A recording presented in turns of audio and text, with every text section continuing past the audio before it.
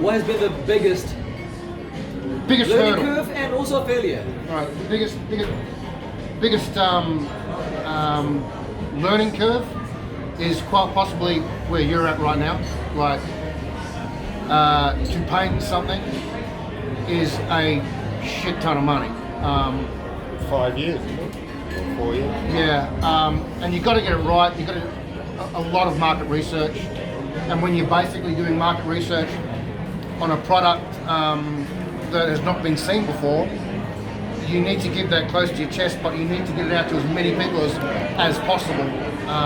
So at some particular stage, you're just going to have to trust someone, and there's no other way around it. Otherwise, you're going to procrastinate and hold it so close to your chest that you're going to wake up dying of a heart attack one day, and it's still sitting right here, and it's not there.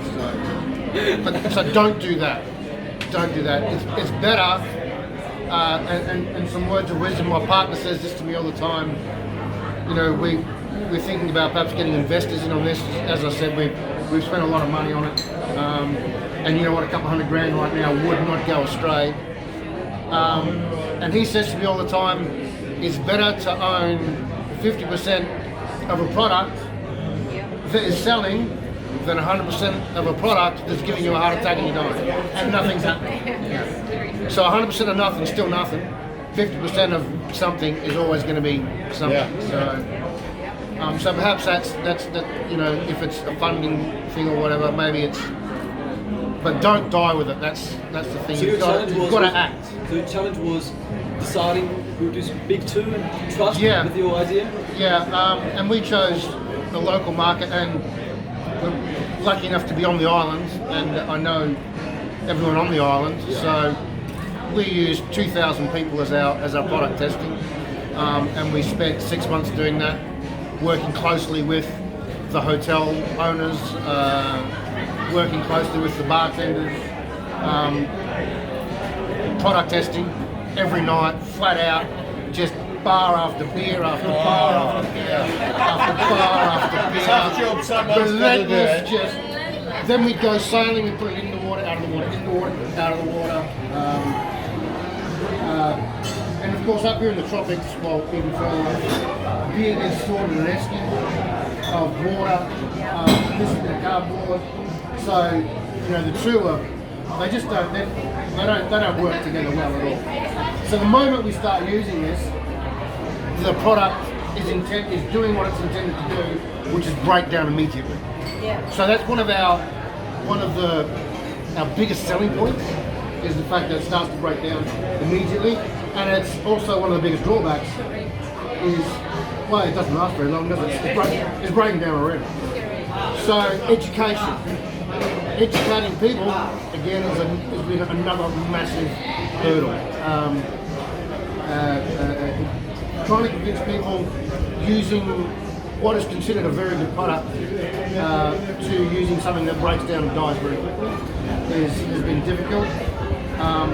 But timing is right. You know, the world needs this. The world doesn't need landfills and oceans full of shit. So you know, maybe 20 years ago, this would not be working whatsoever. But the timing is right. So product hurdle, market testing hurdle, timing hurdle. I think with everything, to get it right, you know, it's like the perfect storm. You know, everything has got to be just teetering on absolutely bloody perfect in order for this to get over that hill and to start generating profits, money, and as it says right here, saving the planet in a cooler way. And that's ultimately our goal, is to do that. You know, if we can earn a couple of bucks doing it, you know, why not? So all those things, hurdles, 4.5 years of time and energy. That's a hurdle. I'm lucky enough to own another business that,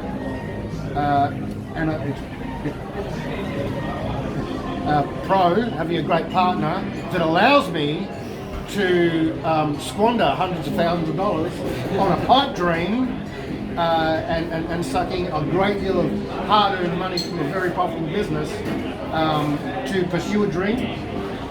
So, you know, she's not here, but good on her. You know. So there's so many things for me that have been hurdles,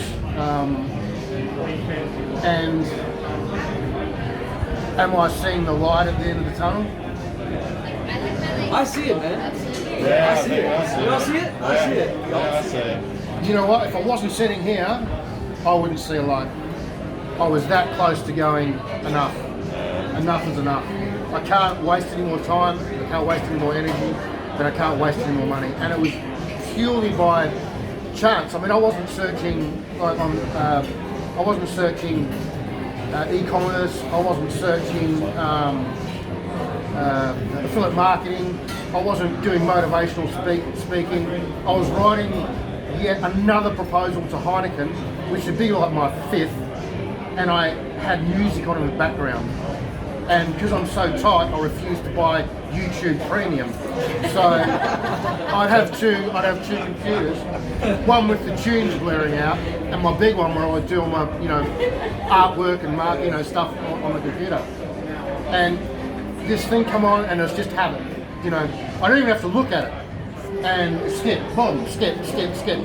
And God knows why I didn't, but Mike Jacques was just there chatting to me, and I went, hang on a minute, you might have some merit. And in typical Warren fashion, and 50 odd grand later, as I would, I'm sitting here. Yeah, it's like I saw the opportunity. The e-commerce side obviously just went, well, this could be a lifesaver for me, because right now, my fifth proposal to Heineken, I just want to put a gun to my head, I'm over it. Whereas this sort of gave me a bit of light. This was brilliant. And as usual with me, it's all or nothing. All in.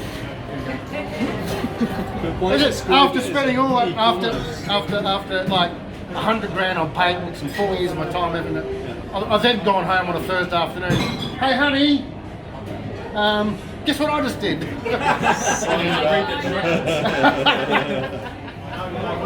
And do you know what she said? Oh, good on you if you're happy then. That's nice. Good on you. Because she knows full well that running the coffee shop isn't where we need to be or where we want to be. We don't want to be getting up at 5 o'clock every morning and finishing work at 3:30 in the afternoon. Yes, it's fun, but it's not where we need to be. It's not where we want to be.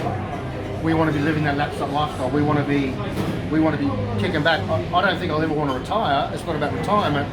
It's about doing things easier. And has this been easy? No, not yet. But there's nothing easy about this yet.